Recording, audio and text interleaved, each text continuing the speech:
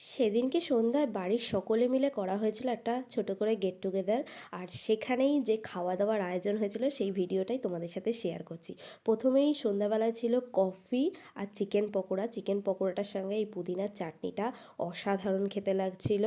আর তারপরে রাত্রেবেলা একদম সোজা মেন কোর্সে চলে গেছে। মেন কোর্সে ছিল বিরিয়ানি আর চিকেন চাপ। আর এই দেখো এক হাঁড়ি বিরিয়ানি ভাঙতে সবাই মিলে মানে 4টে মাথা একসাথে কাজ করছে এখানে। যাই হোক, বাড়িতে বানানোই ছিল বিরিয়ানিটা আর খেতেও ভালোই হয়েছিল। আর আমার পাতেও একদম পড়ে গেছে বিরিয়ানি, চিকেন চাপ আর সঙ্গে ছিল স্যালাড।